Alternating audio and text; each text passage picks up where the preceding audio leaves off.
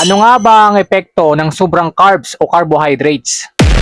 May 5 bagay na maaaring mangyari kapag mataas ang carbohydrates na kinakain natin. Una, biglang tataas ang blood sugar mo kung may diabetes ka. Kahit wala kang diabetes, may possible na tumaas din yung blood sugar mo kasi mataas nga at marami nga ang carbohydrates na kinakain mo. Kabilang na dyan yung kanin. Kanin lagi yung mataas yung carbohydrates kasi pag kumakain tayo, yan yung maraming kinakain natin yung kanin. Pangalawa, kapag kumakain ka ng kanin, ang tendency, aantukin ka, di ba? Madalas yan pag tayo ay pagkatapos natin kumain, inaantok tayo. Alam natin yan, alam nyo yan. At syempre, yung pangatlo, kapag ka malakas kang kumain, syempre, marami kang kinakain, may possible na tumaba ka kasi sa mga calories pinapasok mo sa katawan mo. Kasi itong kanin ay mabilis matunaw. Kaya mabilis din po siyang tayong magutom. At yung pang-apat, kapag may diabetes ka na, mahirap nang kontrolin yung blood sugar mo kasi dahil sa carbohydrates. Parating mataas po ang ating blood sugar. Halimbawa,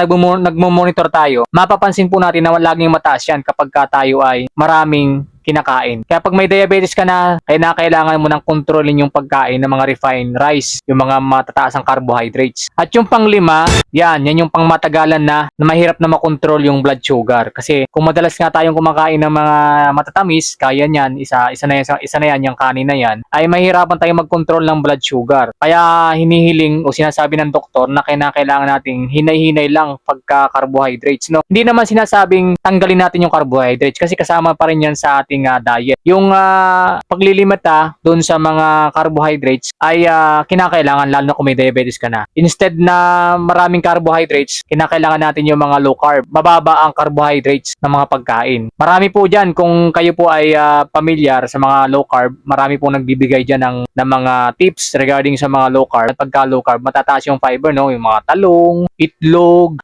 isda, karne ng manok. Marami po dyan na low carb. Kaya napaka-importante po kapag may diabetes ka na, medyo lilimitahan mo na yung pagkain ng carbohydrates. Napaka-importante po ito para makontrol natin yung blood sugar at hindi na tumaas. At syempre, kung meron po kayong mga kapatid, kamag-anak, kaibigan na may mga sintomas ng diabetes, kaya ng pagkapagod, panghihina, at madalas sa pag-ihi, at kung ano-ano pa na mga sinyalis ng diabetes, ay kinakailangan po na mag-consult agad sa doktor para mabigyan ng atensyon ang kanilang kalusugan. At syempre, napaka-importante po nito na meron tayong kaalaman, awareness, at panatilihing stay healthy.